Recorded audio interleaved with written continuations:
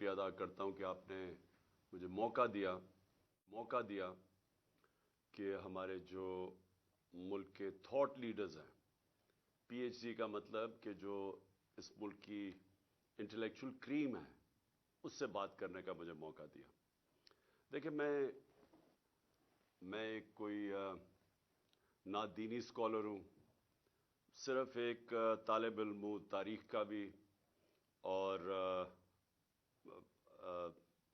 اپنی جو بھی اسلام کی تاریخ میں نے پڑھی ہے، اور اس کے علاوہ جو انٹرنیشنل ریلیشنز ہیں دنیا کا، کیونکہ مجھے موقع ملا کہ دنیا میں مغربی کلچر کو اندر سے دیکھنے کا، اور مجھے کرکٹ کی وجہ سے ساری دنیا دیکھنے کا بھی موقع ملا، تو میں جو اپنا تجزیہ آپ کے سامنے رکھتا ہوں وہ میرے اپنے پرسنل ایکسپیرینسز سے ہے، اور جو میں نے یونیورسٹی میں میری ڈگری تھی وہ بھی پالیٹکس کی تھی۔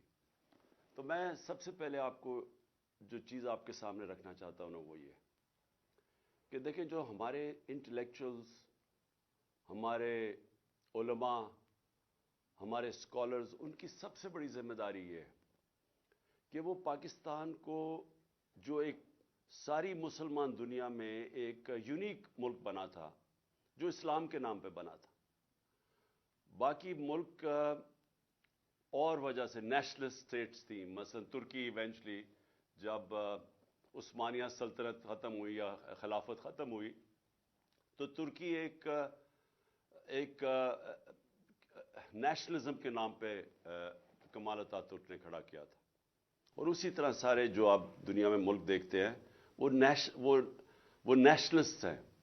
ہمارا ملک بنا تھا اسلام کے نام پہ، ایک آئیڈیالوجی کے نام پہ، اور دنیا میں صرف 2 ملک بنے ہوئے ہیں آئیڈیالوجی کے نام میں، جس میں پاکستان ایک ہے، اور اس کی بڑی اسپیسیفک آبجیکٹو ریزولوشن میں اس کا ڈیفائن کیا گیا ہے کہ ہمارے فاؤنڈنگ فادرز نے کہ پاکستان کا روڈ میپ کیا ہے، اور وہ انہوں نے ڈیفائن کیا تھا اسلامی فلاحی ریاست، اور اس کا اگر آپ اس کی بھی ڈیپتھ میں چلے جائیں تو وہ اس کو مدینہ کی ریاست، جو سب سے پہلے اسلام کی ریاست سیٹ اپ ہوئی تھی مدینہ میں ہمارے نبی صلی اللہ علیہ وسلم نے، اس کے اوپر وہ دنیا کی پہلی فلاحی ریاست بنی تھی۔ تو ہم نے جو فاؤنڈنگ پرنسپلز تھے اس کے اوپر بیس کرنا تھا پاکستان۔ تو یہ بڑا امپورٹنٹ ہے آپ کے لیے کہ اسکالرز کے لیے کہ یہ آپ کا کام ہے کہ اس کو عوام تک لے کے جائیں کہ وہ ریاست کیا تھی، کیا بننا تھا اور بن کیا گئے ہیں، اور پھر دنیا سے کمپیئر کریں کہ دنیا کون سے ملک آگے نکل گئے ہیں، کون سے ملک پیچھے رہ گئے ہیں، کن کو ڈیولپنگ ورلڈ کہتے ہیں اور کن کو فرسٹ ورلڈ کہتے ہیں، وہ کون سے ملک ہیں جدھر ہمارے لوگ ترستے ہیں، فراڈلنٹ ویزاز لیتے ہیں، انلیگل امیگرنٹس بن کے باہر جاتے ہیں ان ملکوں میں۔ مسلمان ملکوں سے آپ دیکھتے ہیں کہ کشتیوں میں بیچارے جا رہے ہوتے ہیں یورپ میں اور ڈوبتے ہیں اور مر جاتے ہیں، اور صرف اس لیے کہ وہ بھاگنا چاہتے ہیں ہمارے ملک سے ان ممالک جو مسلمان ملک نہیں ہیں۔ تو وہ کیا وجوہات ہیں؟ تو میرا جو سب سے پہلے میں شروع کرتا ہوں کہ دیکھیں، اسلام کے اندر ہمارا رب العالمین ہے، سب انسانوں کا خدا ہے، رب المسلمین نہیں ہے۔ ہمارے نبی صلی اللہ علیہ وسلم رحمت للعالمین ہے، سب انسانوں کے لیے وہ رحمت بن کے آئے تھے۔ تو یہ سب سے پہلے یہ یاد رکھیں کہ جب جو بھی انسانی معاشرہ ان کے اصولوں کے اوپر، ان کے بتائے ہوئے اصولوں پہ جو بھی انسانی معاشرہ چلے گا وہ اوپر چلا جائے گا۔ وہ ضروری نہیں ہے کہ وہ مسلمان ہو، وہ انسان ہو۔ تو آج آپ جب کانٹرڈکشن دیکھتے ہیں کہ کیا وجہ ہے کہ ہمارے سے پہلے یورپ اوپر گیا، آج امریکہ اوپر ہے، چین اوپر جا رہا ہے، لیکن مسلمان تو نہیں ہے یہ۔ اگر آپ اس کی ڈیپتھ میں جائیں گے تو یہ ان اصولوں پہ چل رہے ہیں جو میرے نبی صلی اللہ علیہ وسلم نے مدینہ کے ریاست پہ سیٹ کیے تھے، جو اصول۔ تو ان کے میں مین چیزیں آپ کو بتا دیتا ہوں۔ ڈیپتھ میں تو اسکالرز کا کام ہے جانا اور لوگوں کو ان ڈیپتھ میں بتانا کہ کیسے، کیوں اللہ ہمیں حکم دیتا ہے کہ اس نبی صلی اللہ علیہ وسلم کی سنت پہ چلو، ان کی شریعہ پہ چلو۔ تو وہ تو ہماری بہتری کے لیے اللہ کہتا ہے نا، قرآن تو ہمارے لیے گائیڈنس ہے۔ تو جب اللہ ہمیں حکم دیتا ہے تو وہ کسی وجہ سے دیتا ہے، کیونکہ وہ جو انہوں نے اسٹیٹ سیٹ اپ کی تھی وہ اس اسٹیٹ کے اندر دنیا کے تاریخ کا سب سے بڑا انقلاب آیا تھا. کبھی بھی اتنی تھوڑے وقت کے اندر اتنا بڑا دنیا کی تاریخ میں تبدیلی نہیں آئی. اور ایک لوگ یہ کہتے ہیں جی کہ منگولین نے بھی، چنگیز خان کے منگولین نے، انہوں نے بھی تقریباً آدھی دنیا پہ قبضہ کر لیا تھا. لیکن جب چنگیز خان کی اور منگولین فوجوں نے قبضہ کیا تو خون کے دریا بہے تھے. یہاں جو چینج آئی ہے، اگر آپ مدینہ کی ریاست کو سٹڈی کریں تو جب نبی صلی اللہ علیہ وسلم 622 پہ پہنچے تھے مدینہ ہجرت کر کے، اور 632 اس دنیا سے پردہ کر گئے تھے، وہ 10 سالوں کے اندر ایک وہ انقلاب آ چکا تھا. اس میں سارا جو عرب تھا وہ ان کے شروع ہوئے تھے 313 پہ، اور سارا عرب ان کے نیچے آ گیا تھا. اور ٹوٹل جو لوگ جن کی جانیں دونوں طرف جنگوں میں گئی تھی وہ 1200-1300 تھے. تو اس اصل میں وہ فکری انقلاب آیا تھا. انہوں نے ذہن چینج کر دیے اور وہ لوگوں کو تبدیل کر دیا. وہ لوگ جن کی کوئی حیثیت نہیں تھی، دو سپر پاورز تھی، پرشین اور رومن بیزنٹائن ایمپائر دونوں طرف، انہوں نے ان دونوں ایمپائرز ان کے سامنے کولیپس کر گئے.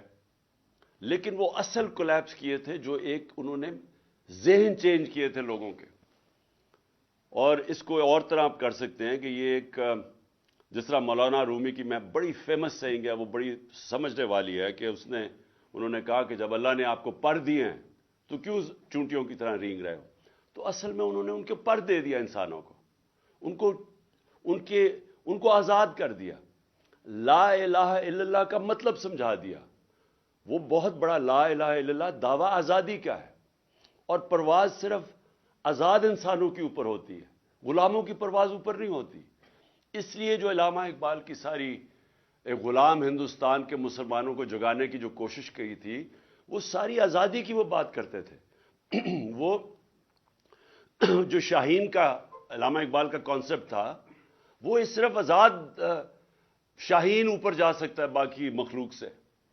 تو مدینہ کی ریاست میں انسانوں کو آزاد کیا، ذہنی طور پہ آزاد کیا، لا الہ الا اللہ کے ذریعے آزاد کیا، اور پھر وہ جو ریاست بنائی وہ اصولوں کے اوپر کھڑی کی گئی. نمبر 1 اس کا اصول تھا عدل اور انصاف. یہ یاد رکھیں کہ یہ سب سے بڑا، قرآن میں بار بار انصاف کے اوپر ایمفسس اس لیے آتا ہے کہ انسان کے معاشرے میں اور جانوروں کے معاشرے میں سب سے بڑا فرق ہوتا ہے انصاف. جانوروں کے معاشرے میں مائٹ از رائٹ ہوتا ہے، انسانوں کے راستے میں انصاف ہوتا ہے، طاقتور اور کمزور ایک برابر ہو جاتے ہیں. اور یہ سب سے بڑی چیز مدینہ کی ریاست میں انہوں نے سیٹ کی، عدل اور انصاف. حضرت ابو بکر جب خلیفہ بنے، ان کا پہلا مشن سٹیٹمنٹ تھی کہ میں طاقتور اور کمزور کو ایک برابر کروں گا قانون کے سامنے. اس کے بعد حضرت عمر کی مشن سٹیٹمنٹ یہی تھی کہ میں طاقتور کو قانون کے نیچے لے کے آؤں گا، اور پھر حضرت علی کی بھی مشن سٹیٹمنٹ یہ تھی. تو بیسکلی جب آپ انصاف قائم کرتے ہیں ایک معاشرے میں، آپ لوگوں کو آزاد کر دیتے ہیں.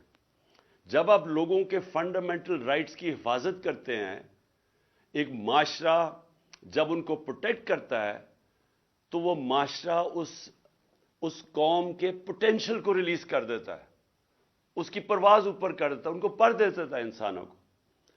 کبھی بھی غلام انسانوں نے کوئی بڑے کام نہیں کیا آج تک. اور غلامی صرف یہ نہیں ہوتی کہ فزیکل غلامی ہوتی ہے، ذہنی غلامی اس سے زیادہ خوفناک ہوتی ہے. اور وہ جو کلونیلزم کا جو سب سے بڑا امپیکٹ پڑتا ہے، وہ ہمیں ذہنی غلام بنا دیتا ہے دوسرے کلچر کی.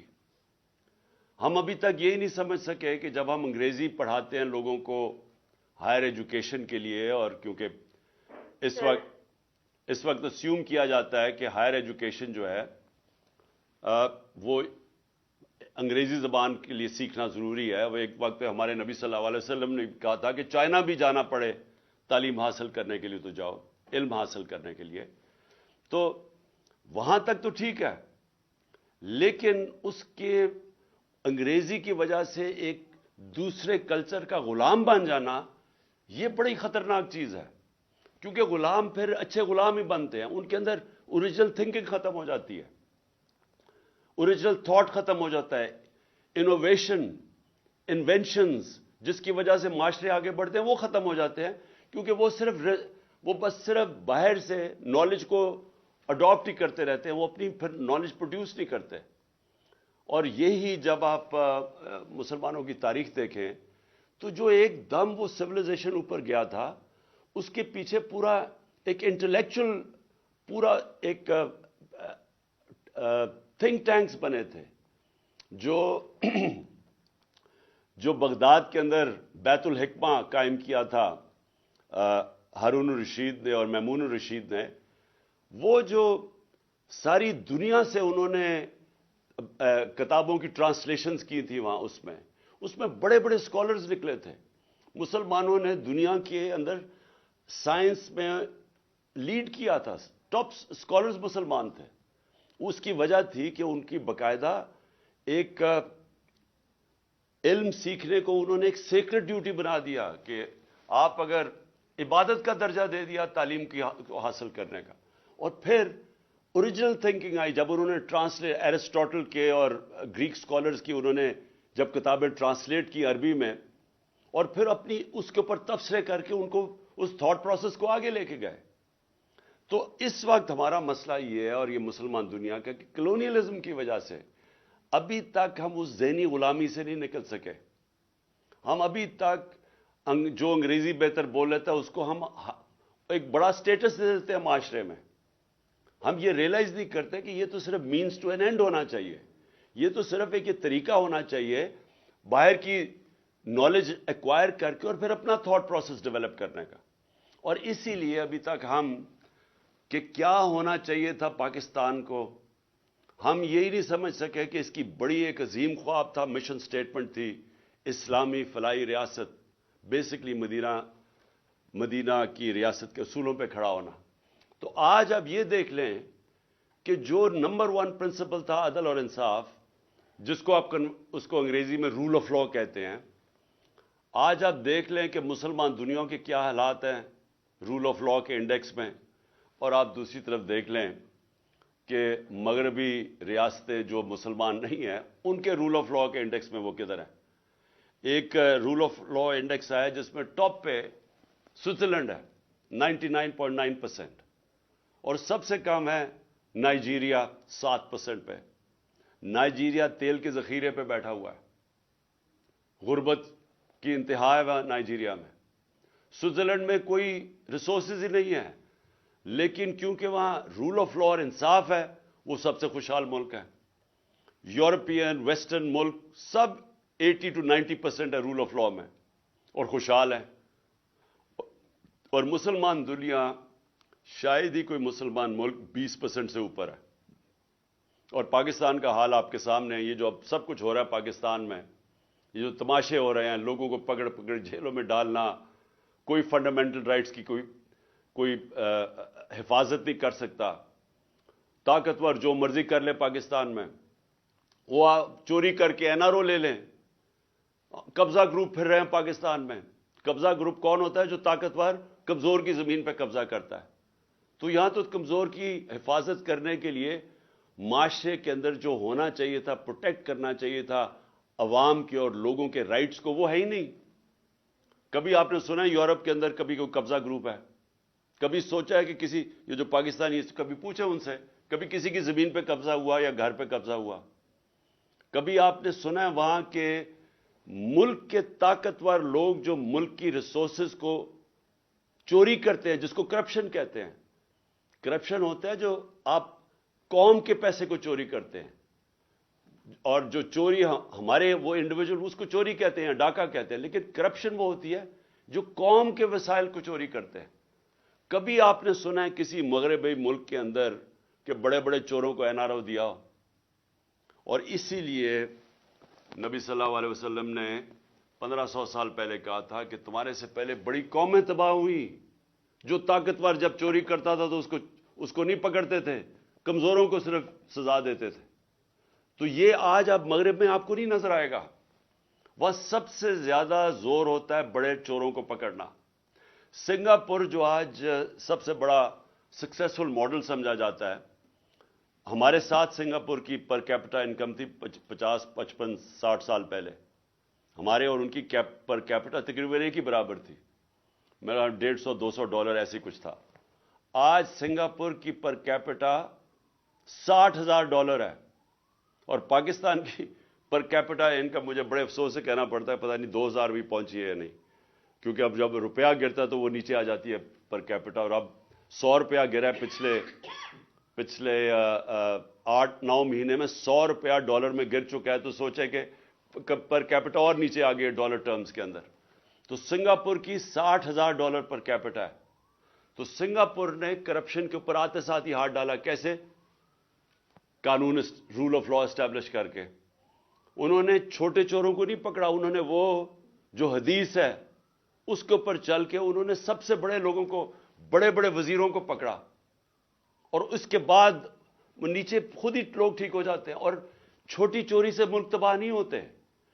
جو بڑے بڑے وزیر اعظم، منسٹرز، جب آپ کے صاحب اقتدار، صاحب حیثیت جب وہ چوری کرتے ہیں تب ملک ختم ہوتا ہے. چائنا نے جو سب سے تیزی سے ترقی کر رہا ہے،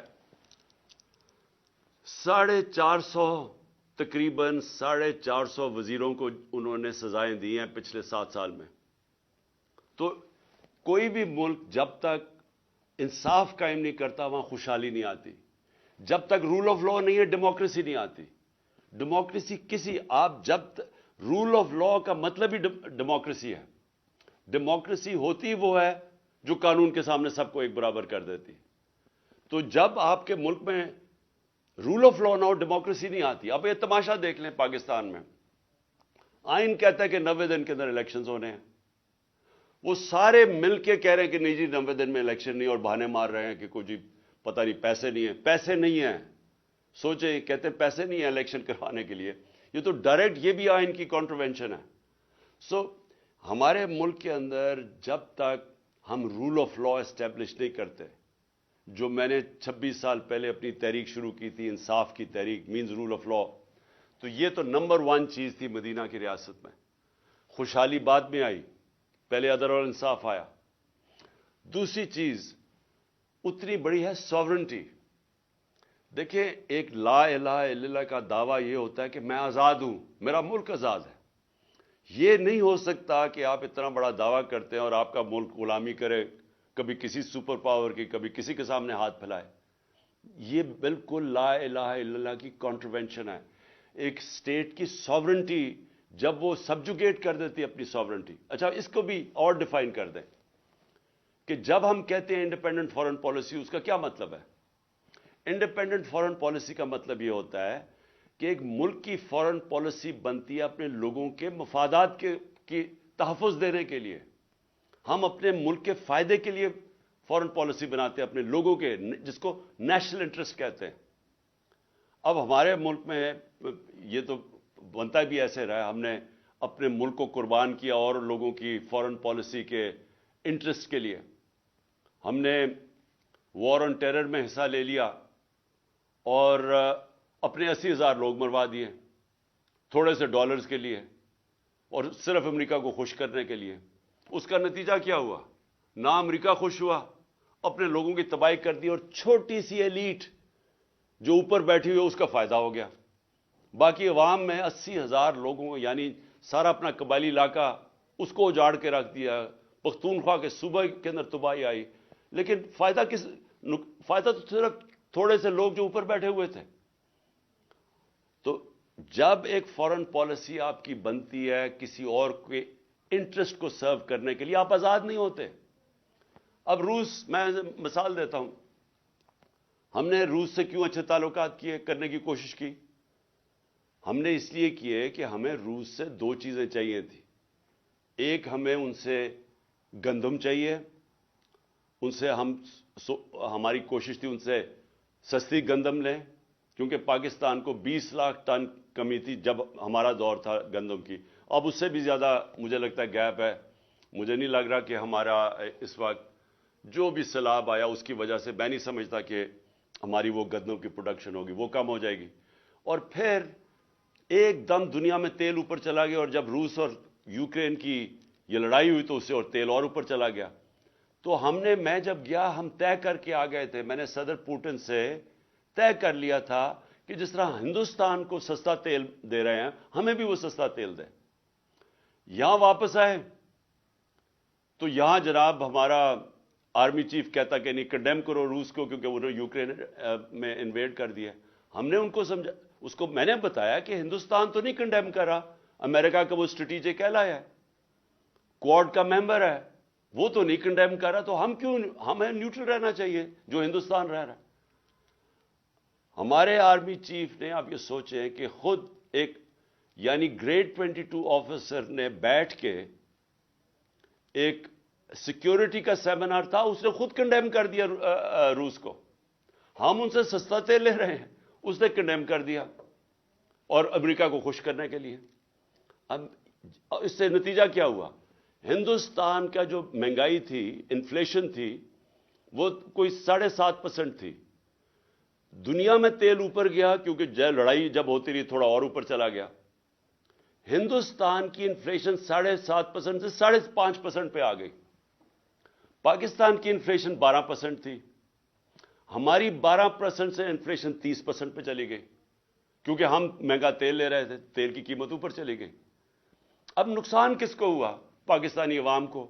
میں یہ کوئی اپنی ذات کے لیے تو نہیں کہہ رہا تھا، میں تو اپنے لوگوں کے لیے فیصلہ کیا تھا کہ ہمیں سب سے بنانی چاہیے. ہم کسی کی لڑائی میں کیوں پڑے؟